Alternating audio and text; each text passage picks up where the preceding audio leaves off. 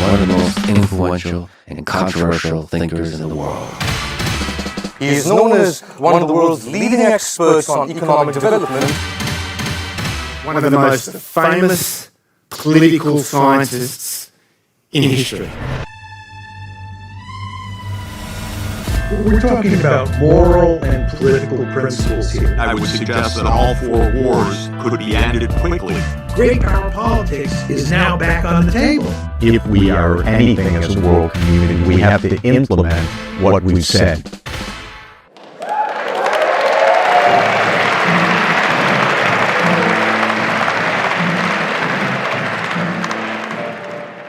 I'm excited for this panel. We're going to talk about foreign policy. We have, I think, two of the most interesting, eminent, and renowned thinkers about foreign policy, Professor John Mearsheimer from University of Chicago and Professor Jeffrey Sachs from Columbia. So great to have you guys here today. It's a big world, and there's a lot of things happening, so let's just jump into it. The big news over the past week was that Dick Cheney endorsed Kamala Harris for president. I think for people who see the world in partisan political terms, this might have been surprising, but I don't think that you guys were that surprised by that. Do you see an underlying logic to this? Jeff, why don't I start with you? I think it's obvious. There's basically one deep state party, and that is the party of Cheney, Harris, Biden, Victoria Nuland, my colleague at Columbia University now. And Nuland is kind of the face of all of this because she has been in every administration for the last 30 years. She was in the Clinton administration, wrecking our policies towards Russia in the 1990s. She was in the Bush administration, Jr., with Cheney, wrecking our policies towards NATO enlargement. She was in then the Obama administration as Hillary's spokesperson first, and then making a coup in Ukraine in February 2014. Not a great move. Started a war. Then she was Biden's Undersecretary of State. Now, that's both parties. It's a colossal mess, and she's been Cheney's advisor. She's been Biden's advisor. She makes perfect sense. This is the reality. We're trying to find out if there's another party. That's the big question. John, what's your thought on that? Do you see any difference between Republicans and Democrats? No, I like to refer to the Republicans and the Democrats as Tweedledee and Tweedledum.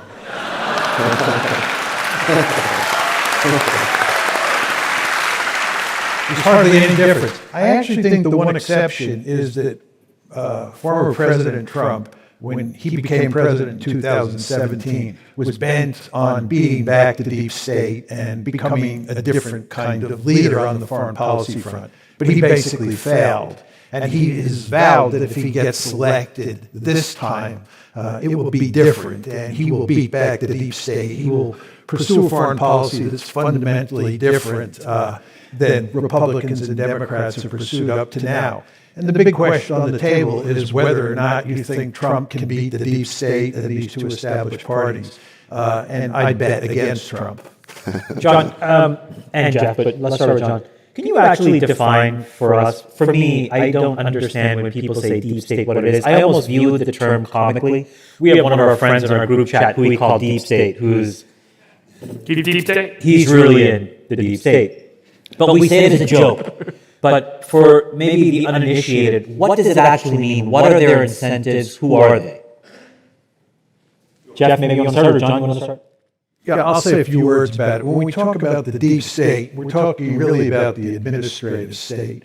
It's very important to understand that starting in the late 19th, early 20th century, given developments in the American economy, it was imperative that we develop, and this was true of all Western countries, a very powerful central state that could run the country. And over time, that state has grown in power. And since World War II, the United States, as you all know, has been involved in every nook and cranny of the world, fighting wars here, there, and everywhere. And to do that, you need a very powerful administrative state that can help manage that foreign policy. But in the process, what happens is you get all of these high-level bureaucrats, middle-level and low-level bureaucrats who become established in positions in the Pentagon, the State Department, the intelligence community, you name it. And they end up having a vested interest in pursuing a particular foreign policy. And the particular foreign policy that they like to pursue is the one that the Democrats and the Republicans are pushing. And that's why we talk about Tweedledee and Tweedledum with regard to the two parties. You could throw in the deep state as being on the same page as those other two institutions. Yeah, there's a very interesting interview of Putin in Figaro in 2017, and he says, I dealt with 3 presidents now. They come into office with some ideas even. But then the men in the dark suits and the blue ties, and then he says, I wear red ties, but they wear blue ties. They come in and explain the way the world really is, and there go the ideas. And I think that's Putin's experience, that's our experience, that's my experience, which is that there's a deeply entrained foreign policy. It has been in place, in my interpretation, for many decades, but arguably a variant of it has been in place since 1992. I got to watch some of it early on because I was an advisor to Gorbachev and I was an advisor to Yeltsin. And so I saw early makings of this, though I didn't fully understand it, except in retrospect. But that policy has been mostly in place pretty consistently for 30 years, and it didn't really matter whether it was Bush Sr., whether it was Clinton, whether it was Bush Jr., whether it was Obama, whether it was Trump. After all, who did Trump hire? He hired John Bolton. Well, the pretty deep state. That was the end of, they told, he explained, this is the way it is. And by the way, Bolton explained also in his memoirs, when Trump didn't agree, we figured out ways to trick him, basically. So what are their incentives? Is it war? Is it self-enrichment? Is it power? Is it all three? Is it some or is it just, is there a philosophical entrenchment? Or is it just this inertial issue that, like, once a policy begins, it's hard to change, and the system's just working with 10,000 people working towards it? If I were lucky to sit next to the world's greatest political philosopher, which I am, he'd give you a good answer, which is the right answer, which is if you want to interpret American foreign policy, it is to maximize power.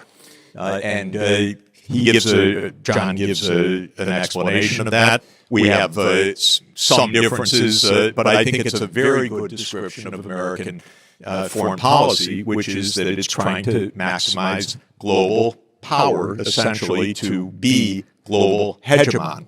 I think it could get us all killed. This is because it's a little bit delusional in my mind, but not his interpretation of their idea, but the fact that they hold that idea is a little weird to me. But in any event, that's the idea.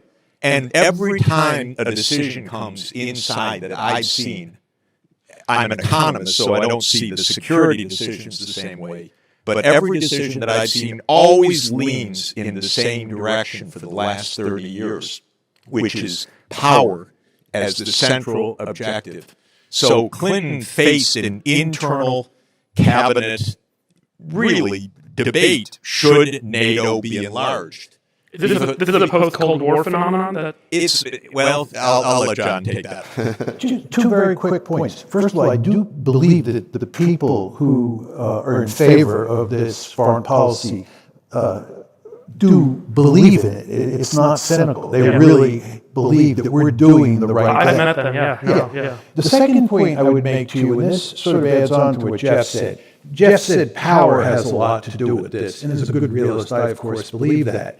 But it's also very important to understand that the United States is a fundamentally liberal country, and we believe that we have a right, we have a responsibility, and we have the power to run around the world and remake the world in America's image. Most people in the foreign policy establishment, the Republican Party, the Democratic Party, they believe that. And that is what has motivated our foreign policy in large part since the Cold War ended. Because remember, when the Cold War ends, we have no rival great power left.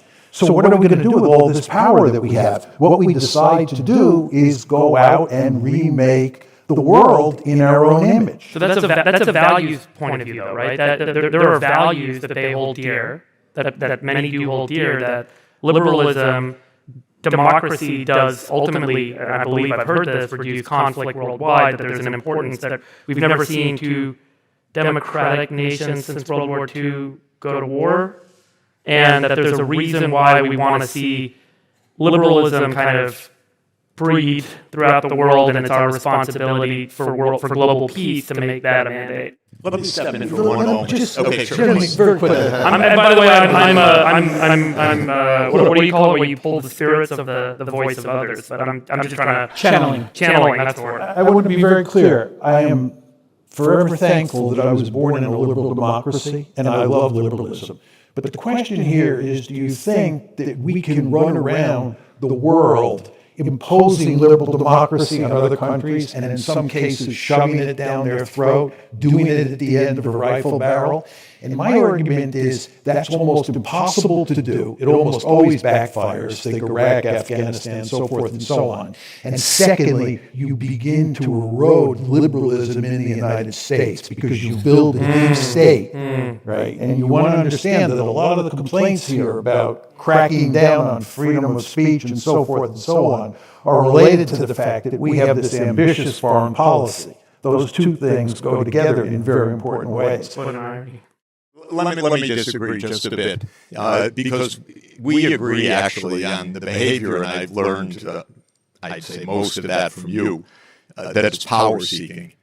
Truly, John, in my work, 40 years overseas, I don't think the U.S. government gives a damn about these other places. I don't think they really care if it's a liberal democracy, if it's a dictatorship. They want the right of ways. They want the military bases. They want the state to be in support of the United States. They want NATO enlargement. I know you've written, and there are some who believe in state building. God, if they do, they are so incompetent. It's unbelievable. But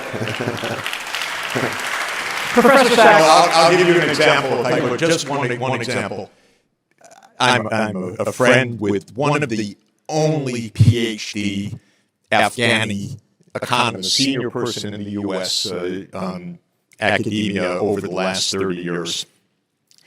You would think that the State Department, if they were interested in state building, would ask him one day, one moment, something about Afghanistan. Never happened. Never happened. Not even one question. Never happened. He asked me, could you get me a meeting with the State Department? They were completely uninterested.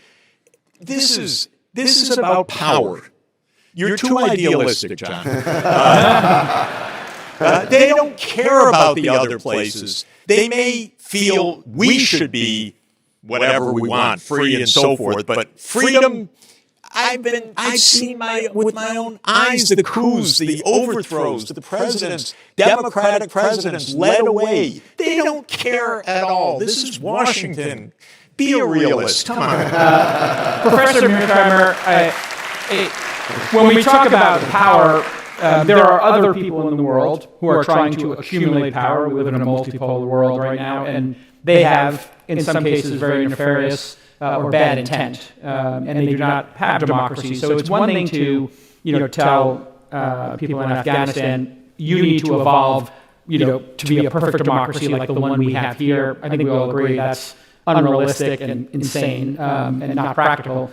But what about the free countries of the world uniting together to stop dictators from invading other free countries? Is that noble? Is that a good use of power and a good framework for America to evolve to?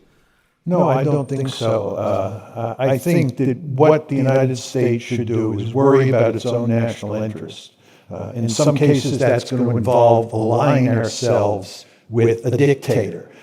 If we're fighting World War II all over again, it's December 8th, 1941, you surely would be in favor of allying with with Joseph Stalin and the Soviet Union against Adolf Hitler and Nazi Germany. Sometimes you have to make those kind of compromises. As I said before, I love liberal democracy. I have no problem aligning with liberal democracy. But when you begin to think in the terms that you're thinking, you end up with an impulse to do social engineering around the world. And that gets you in all sorts of problems. Well, what I'm proposing is when dictatorships invade other countries, then we take action. It depends. Maybe defend them. It depends. Yeah, of course. I mean, when Russia invades Ukraine, basically what you're saying is you want to go to war on behalf of Ukraine against Russia. Are you in favor of that? No, I would say diplomacy would obviously be what we want to exhaust, but if they do roll into other free countries, I think there's an argument for the free countries of the world to get together and say, two dictators, we're not going to allow this. Could I come in here? Could I clarify a few things? Yeah. Look, first of all, almost all the time that we intervene, it's because we view this as a power situation for the U.S. So whether it's Ukraine or Syria or Libya or other places, even if we define it as defending something, believe me, it's not about defending something. It's about a perception of U.S. power and U.S. interest, and it's in objectives of U.S. global hegemony. And if we analyze the Ukraine conflict just even a little bit below the surface, this is not a conflict about Putin invading Ukraine. This is something a lot different that has to do with American power projection into the former Soviet Union, so it's completely different. Second, if we decide we're the police, which we do, you can't imagine how cynical bullshit we use to justify our actions. We used the cynical bullshit that we're defending the people of Benghazi to bomb the hell out of Libya to kill Muammar Gaddafi. Why did we do that? Well, I'm kind of an expert on that region, and I can tell you maybe because Sarkozy didn't like Gaddafi. There's no much deeper reason except Hillary liked every bombing she could get her hands on. And Obama was kind of convinced. My Secretary of State says, go with it, so why don't we go with the NATO expedition? It had nothing to do with Libya. It unleashed 15 years of chaos, cheated the UN Security Council, because like everything else we've done, it was on false pretenses. We did the same with trying to overthrow Syria. We did the same with conspiring to overthrow Viktor Yanukovych in Ukraine in February 2014. So the problem with this argument is we're not nice guys. We're not trying to save the world. We're not trying to make democracies. We had a committee, by the way, of all the luminaries you could mention, but they're the neocon crazies, but they're luminaries. The Committee for the People of Chechnya. Are you kidding? Do you think they even knew where Chechnya is or cared about Chechnya? But it was an opportunity to get at Russia, to weaken Russia, to support a jihadist movement inside Russia. This is a game. But it's a game that John has described better than anyone in the world. It's a game of power. It's not that we're defending real things. If you want to defend real things, go to the UN Security Council and convince others, because the other countries are not crazy, and they don't want mayhem in the world. But we play games, so they say, that's a game, Iraq, which was obviously a game before we went in. It was obviously Colin Powell could not move his lips without lying that day. Obviously. And so they said no. But if we're real about our interests, then you go to the UN Security Council, and then it's not just on us. It's actually then a collective security issue. Professor Mearsheimer, if we were to take Jeffrey's position here, that we are exerting power for the sake of our reputation and, in fact, to weaken dictatorships, if I'm summarizing correctly here, is that not a good strategy to weaken dictators around the world who might like to invade other countries? Is there a framing in which you could see that being for a world where democracy and people living freely has gone down in our lifetimes? Is that not noble? Is there not a justification somebody can make for it? I'm not saying I have that, but I'm just trying to steal me on the other side of this. Is weakening dictators and despots a good strategy? It depends. Well, let's talk about the two that we have. Xi Jinping, I think you wanted to get to eventually, and then Ukraine and Putin. Are these people worth trying to, contain or even weaken? Well, in terms of China, I'm fully in favor of containing China. Okay, so containment check. It's containment. I'm not interested in regime change. I'm not interested in trying to turn China into a democracy. Not going to happen. Yeah. Not going to happen. We tried it, actually, and I thought it was foolish to even pursue a policy of engagement toward China. With regard to Russia, I don't think Russia is a serious threat to the United States, and indeed, I think the United States should have good relations with Putin. It's a remarkably foolish policy to push him into the arms of the Chinese. There are three great powers in the system: the United States, China, and Russia. China is a peer competitor to the United States. It's the most serious threat to the United States. Russia is the weakest of those three great powers, and it's not a serious threat to us. If you are playing balance of power politics and you're interested, as the United States, in containing China, you want Russia on your side of the ledger. But what we have done, in effect, is we have pushed Russia into the arms of the Chinese. This is a remarkably foolish policy. And furthermore, by getting bogged down in Ukraine and now bogged down in the Middle East, it's become very difficult for us to pivot to Asia to deal with China, which is the principal threat that we face.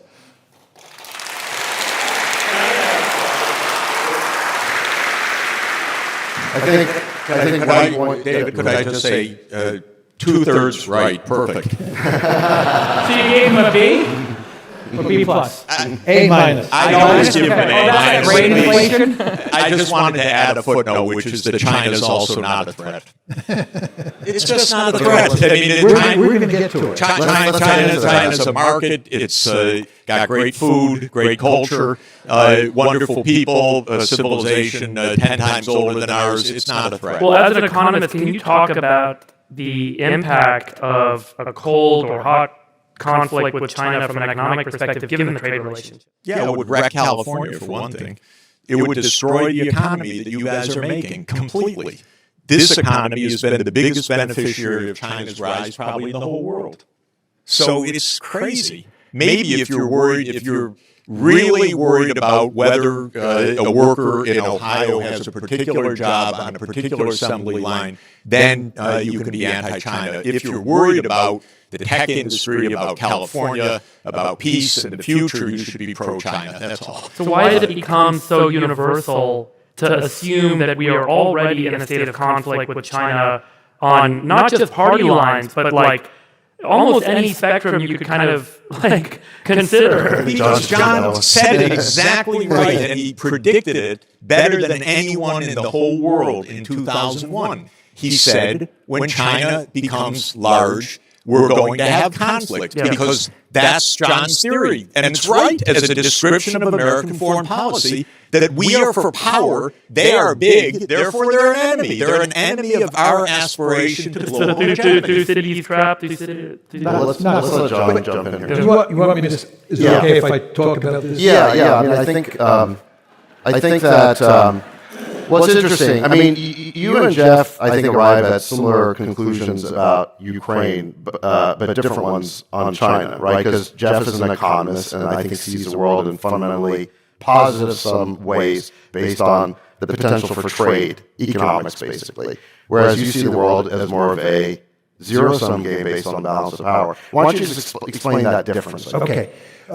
It is very important to emphasize, as David was saying, that Jeff and I agree on all sorts of issues, including Ukraine and Israel-Palestine. But we disagree fundamentally, as he just made clear, on China. And let me explain to you why I think that's the case, and then Jeff can tell you why he thinks I'm wrong. It has to do with security, whether you privilege security or survival, or whether you privilege prosperity. And economists, and I would imagine most of you in the audience, really care greatly about maximizing prosperity. For someone like me who's a realist, what I care about is maximizing the state's prospects of survival. And when you live in an anarchic system, and in IR speak, that means there's no higher authority, there's no night watchman that can come down and rescue you if you get into trouble. And this is the international system. There's no higher authority. In that anarchic world, the best way to survive is to be really powerful. As we used to say when I was a kid on New York City playgrounds, you want to be the biggest and baddest dude on the block. And that's simply because it's the best way to survive. If you're really powerful, nobody fools around with you. The United States is a regional hegemon. It's the only regional hegemon on the planet. We dominate the Western Hemisphere.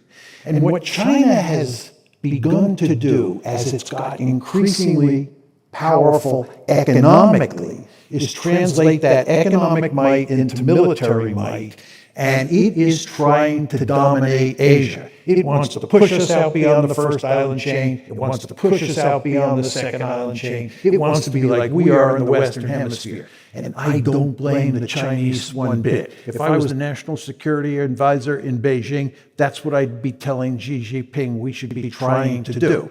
But of course, from an American point of view, this is unacceptable. And we do not tolerate peer competitors. We do not want another regional hegemon on the planet.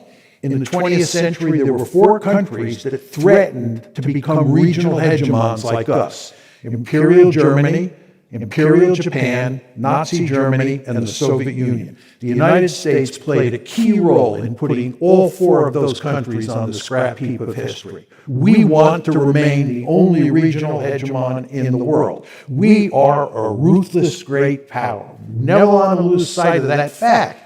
And the end result of this is you get an intense security competition between China and the United States, and it revolves around the concept of security, not prosperity. I think this. What you just very quickly. So what you see beginning to happen is that it's in all domains where the competition takes place, especially high tech. We do not want them defeating us in the high tech war. We are competing with them economically. We are competing with them militarily. And this is because the best way to survive is for us, the United States of America, to be the only regional hegemon on the planet. So, Jeff, let me set it up for Jeff here. So, Jeff, you and John, I think, agree that the game on the board is power seeking. I think what John is saying is there are smart ways and dumb ways to pursue power. Containing China is a smart way. What we're doing in Ukraine is a dumb way. Whereas it seems like you're saying that all power-seeking behavior is bad. That's not the game we should be playing. We should somehow opt out of that. Is that kind of where you're going? It's not a bad way to say it, but I would put it in another way. I read a very good book, John's, and John described. I'm going to quote him, but he can quote himself afterwards. He said that the regional hegemons don't threaten each other, actually. Why? Because we have a big ocean in between. I deeply believe that China is not a threat to the United States. And I deeply believe the only threat to the United States, period, in the world, given the oceans, given our size, and given the military, is nuclear war. I deeply believe we're close to nuclear war because we have a mindset that leads us in that direction. We have a mindset that everything is a challenge for survival and that escalation is therefore always the right approach. My view is a little bit of prudence could save the whole planet. So why I don't like Ukraine is that I don't see any reason in the world that NATO has to be on Russia's border with Ukraine. I was, as I said, Gorbachev's advisor and Yeltsin's advisor, and they wanted peace and they wanted cooperation. But whatever they wanted, they did not want the U.S. military on their border. So if we continued to push, as we did, we would get to war. John explained that better than anybody. We're now at war. And even this morning, there is further escalation. Blinken has said, well, if the Iranians give these missiles, then we will give missiles to hit deep into Russia. This is a recipe. And then we had Bill Burns, the CIA director, say last week an absurdity that he knows, but CIA directors never tell the truth. If they do, they lose their job. But he said, don't worry about nuclear war. Don't worry about saber rattling. My advice to you is worry a lot about nuclear war. And so be prudent. You don't have to put the U.S. military on Russia's border, okay? And my advice to Russia and to Mexico, when I'm going to Mexico tomorrow, I'll give them a piece of advice. Don't let China or Russia build a military base on the Rio Grande. Not a good idea for Mexico. Not a good idea for Ukraine. Not a good idea for Russia. Not a good idea for China. Not a good idea for the United States. We need to stay a little bit away from each other so that we don't have a nuclear war. By the way, I do recommend another good book, and that is Annie Jacobson's Nuclear War, A Scenario. It takes 2 hours to read. The world ends in 2 hours in the book. And it's a very persuasive guide that one nuke can ruin your whole day, as they say.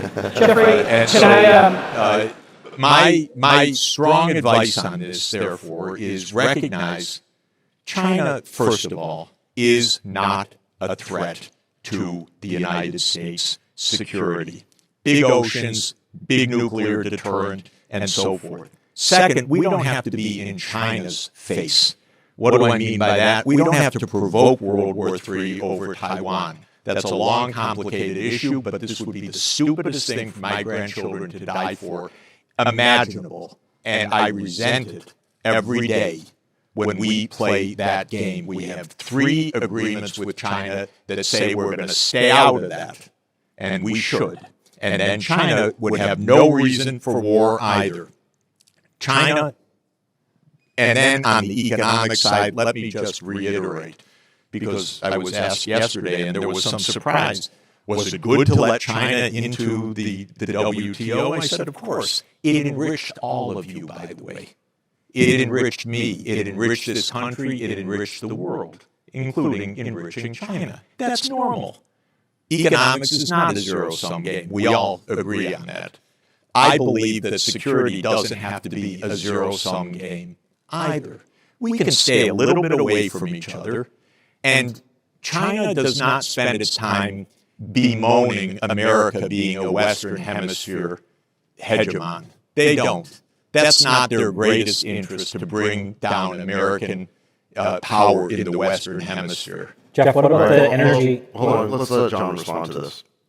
Just very quickly, most of you have probably never asked yourself the question, why is the United States roaming all over the planet, interfering in every country's business? It's in part because it's so powerful, but it's also because it's a regional hegemon, which means we have no threats in the Western Hemisphere, so we are free to roam. The great danger, Jeff, if China becomes a regional hegemon and doesn't have to worry about security, then they behave like us. Then they behave like us. Can't we do better? But my point to you, Jeff, is let's prevent that from happening by preventing them from becoming a regional hegemon. We don't want them to have freedom to roam. You were talking about them putting military bases in Mexico. Yeah. That's our great fear. It's not my great fear. They have no interest in doing so because they don't want to get blown up either. So they do seem to have a big interest, Jeff, in Africa, India, Russia, and they are. China has a major doesn't have military bases there. Well, they're building nuclear power plants and trade, and they're building gas loads with other I'm all in countries. favor of that. Let's go compete that way. I'm all in favor of But that. Jeff, that's because they're not a regional hegemon yet. Yeah, if you try to prevent them from being a regional hegemon, we're going to end up in World War III because, as you say yourself, that this can absolutely spill over into war. I don't want it to spill over into war on the theory that maybe someday they behave differently. That's not a good theory for me. So John, can we contain China and prevent them from becoming a regional hegemon without directly defending Taiwan? I mean, isn't that where the rubber meets the road? No, it's not just Taiwan. I mean, one could argue there's sort of three flashpoints in East Asia that you folks should keep your eye on. One is obviously Taiwan, two is the South China Sea, and three is the East China Sea. And I think, David, that the place where a conflict is most likely today is not over Taiwan. I could explain why I think Taiwan is not a serious problem at the moment or for the foreseeable future. The South China Sea is a very dangerous place. We could end up in a war, for sure, even if we did not defend Taiwan. So Taiwan, you don't want to overemphasize. I agree with Jeff that we definitely don't want a war, and we certainly don't want a nuclear war. And he is absolutely correct that there's a risk of a nuclear war if a war breaks out of any sort between China and the United States. Many of us in the audience remember the Cold War, and this was an ever-present danger in the Cold War. But my argument is that this is inevitable, because in a world where you don't have higher authority and you care about your survival, you have a deep-seated interest, as any state in the system, to be as powerful as possible. John, and that means dominating your region of the world. There is one player on this chessboard that hasn't come up yet, and then maybe we could skate to where the puck is going. When you talk about the South China Sea, okay, sure, South Korea, Japan, Australia, all those major players there, they're just a couple of 100 million people. But then China is in population decline. Xi apparently is self-destructing in terms of trade. Seems like containment's working pretty well there because of all the self-inflicted wounds. But the fastest growing country, the fastest growing economy, the quickest to develop is India. And they seem to have a very pragmatic approach. Hey, they'll buy cheap oil from Putin, and they are their own sovereign country with their own point of view. Would we not be really well advised over the next 10 to 20 years to make that our priority and India's role in this? How do you look at them? Well, we definitely view India as an ally, right? It's part of the Quad, which is this Rube Goldberg type alliance structure that we put together in East Asia that includes Australia, Japan, the United States, and India. And India is smartly maintaining its good relations with Russia. The Indians understand, like Jeff and I do, that the Russians are no great threat. But from India's point of view, the real threat is China. Right. And there are two places where India cares about China. One is on the India-China border up in the Himalayas, where they've actually had conflicts, right? And there's a real danger of war breaking out. The second place, which is maybe even more dangerous, not at the moment, but will be over time, is the Indian Ocean, because the Chinese are imitating the United States. They not only want to be a regional hegemon, they want to develop power projection capability. So the Chinese are building a blue water navy that can come out of East Asia, through the Straits of Malacca, through the Indian Ocean to the Persian Gulf. And once you start talking about going through the Indian Ocean, the Indians get spooked. Right. And that's when the Americans and the Indians come together. Okay, let's think of this from an engineering point of view, if we could. Why are the Chinese developing the Navy? Because for 40 years I've read essays on all of the choke points in the South China Sea, the East China Sea, the Indian Ocean against China. That's our policy, choke points. Look at the Malacca Straits. Look what we can do here. First island chain. This is an American strategy. Can we keep the Chinese submarines out of the Pacific Ocean? First island chain, and so forth. So, of course, they react. They're rich. They're going to build a navy so that they can get their oil on which their economy runs. Can we be a little bit sensible with them and decide how we're not going to have choke points, and then we don't have to have a nuclear war, which is really going to ruin our day? That's the point. We can think a little bit. We can understand it from their perspective. We can understand it from our perspective. Deconfliction. By the way, I don't believe India is an ally. India is a superpower. India is going to have its own very distinctive interests, thank you. It's not going to be an ally of the United States. I happen to like India enormously and admire their policies, but the idea that India is going to ally with the United States against China in somebody's dream. in Washington because it's another delusion in Washington because they should get a passport and go see the world and understand something. But Jeffrey, if they these are my failed students in Washington right now because they didn't listen to their professor. Jeffrey, we're making our iPhones in India now. Is that not significantly important? We're moving iPhone production. Cooper, you're into economics here and that impact. You got Apple moving out of China. You've got Japan funding people leaving China to Vietnam and to India. Is that not the solution here? As we decouple from China, it seems like they come back to the table. We had Xi Jinping kick all the venture capitalists, all investment out of China. He got rid of all the education startups. And then, whatever, 2 or 3 years later, he's in San Francisco asking all of us to invest more money and say, where'd you go? Okay, first of all, invite me back 10 years and we'll see how smart all these decisions are. Because Xi Jinping's? It's incredible. No, I'm talking about, yes, we moved to India. That's our great ally. And then we're going to have other issues. Well, and Vietnam. Yeah. Okay.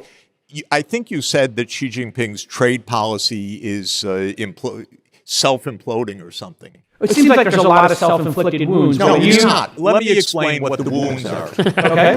The wounds are the United States' deliberate policy to stop you from selling things to China and to stop China buying things from you.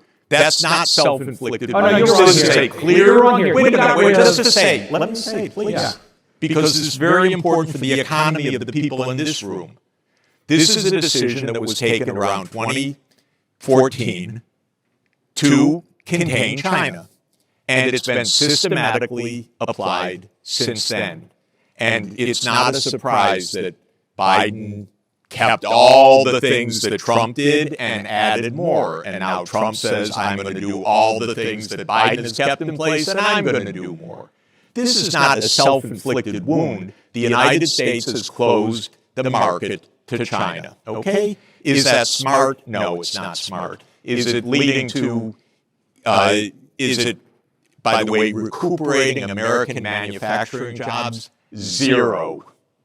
It may shift them a bit. It may make things less efficient. It may make all of you lose a bit more money or not make as much money.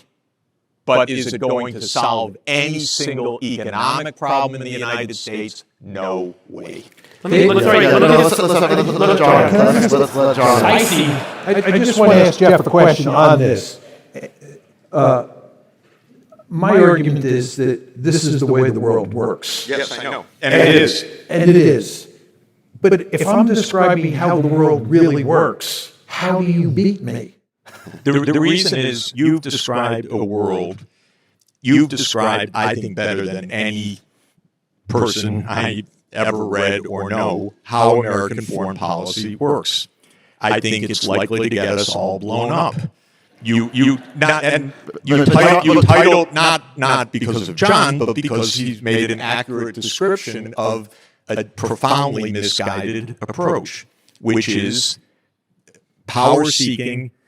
Even if you're safe as a regional hegemon, you're never safe if another regional hegemon does what you do. No, you can't allow that to happen, so you have to meddle every single place in the world. Now, all I'm saying, wait, let me just finish, because it's important, that it is important to say, try this in the nuclear age. You don't get a second chance. So this, to me, is the most definitive fact of our lives, which is we are now in a war, direct war, not proxy war, direct war with Russia, which has 6,000 nuclear warheads. I can't think of anything more imbecilic than that, aside from the fact that I know step by step, because I saw it with my own eyes, how we got into that mess because we thought we had to meddle up to, including putting NATO into Georgia in the Caucasus of all places, and Ukraine. So we made that because we have to meddle because we couldn't let good enough stand. If we do the same with China, there will be a war, but it's not like reading about the Crimean War or World War I or World War II. That's my difference. This is a fine theory that explains a lot of things, but damn if you can make ChatGPT or you can make Optimus or you can make all the rest. We can avoid nuclear war. So just do a little bit better than saying it's inevitable. All right, so we only have a minute left, so I want to give it to John. I just want to ask. He had a question. I know, but we only have a minute left, and it's sad. We got to add 5 minutes. This is the best panel I've ever been on in life. Can we just add 10 minutes? We got to add 5 or 10 minutes. It's the best panel. Is this the best panel ever? Sorry, I'm calling an audible.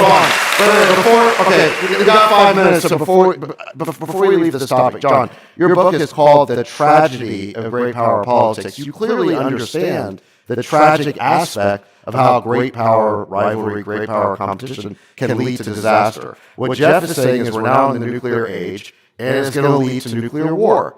So do we have to be on this path, or is there a way off of it?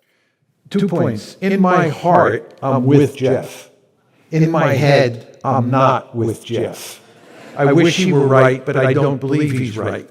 To answer your question head on, I believe that there is no way out. We are in an iron cage. This is just the way international politics works. And it's because you're in an anarchic system where you can never be sure that a really powerful state in the system won't come after you and inflict a century of national humiliation on you. So you go to great lengths to avoid that by trying to gain power at the expense of another power. And that leads to all sorts of trouble. Can war be avoided? I like to distinguish between security competition, which I think is inevitable, and war, which is where security competition evolves into war. I think war can be avoided, and we were thankfully successful in that regard during the Cold War. And hopefully that will be the case in the U.S.-China competition moving forward. Can I guarantee that? No. Does this disturb me greatly? Yes. But again, this is just the tragic aspect of the world. Let me just ask one, because we're a little bit. I know we were going to try and talk about Middle East for a good chunk of this. I just want to scenario propose, or kind of give you guys a scenario, get your reaction, because it is kind of what feels to be the most imminent theater of conflict. The West Bank, the Israelis are buttressing the settlements. There's a lot of checkpoints. Things are getting very tense. They're running raids. And it's becoming a very difficult place to live for Palestinians, and there's a real concern that the West Bank collapses. And Israelis. But there's a real risk that the West Bank collapses and turns into a real conflict zone. If that happens, the Jordanians are sitting right there. They're not going to let Palestinians get slaughtered. They're going to have to do something, and they're such a strong ally of the United States.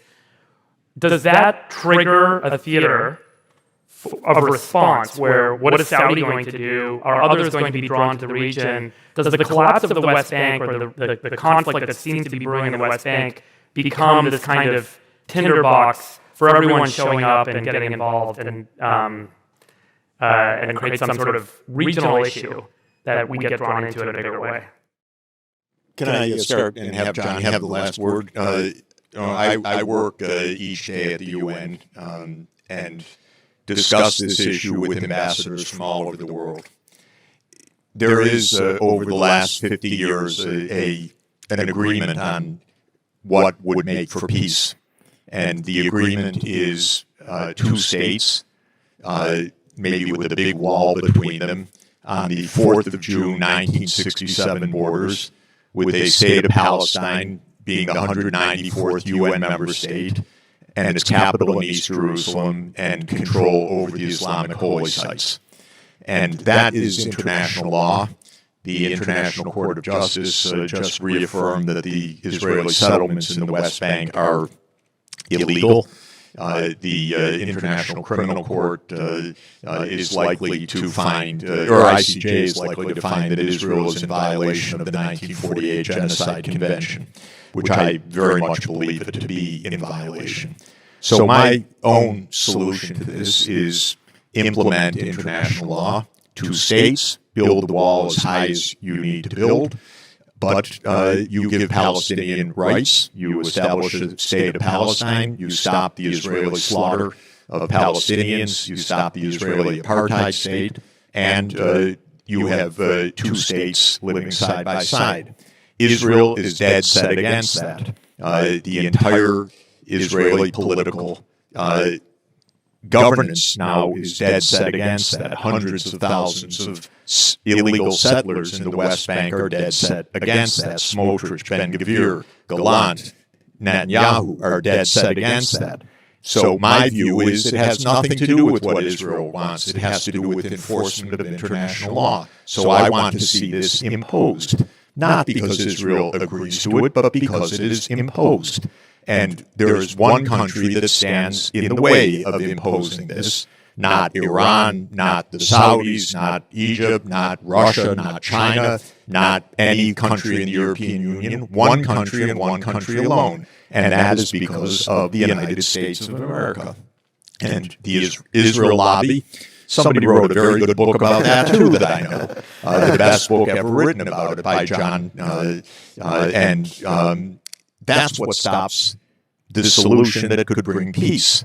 And I believe we should bring peace because not only would that bring peace to the Palestinians and peace to the Israelis, but it would avoid potentially another flashpoint that could easily end up in World War III.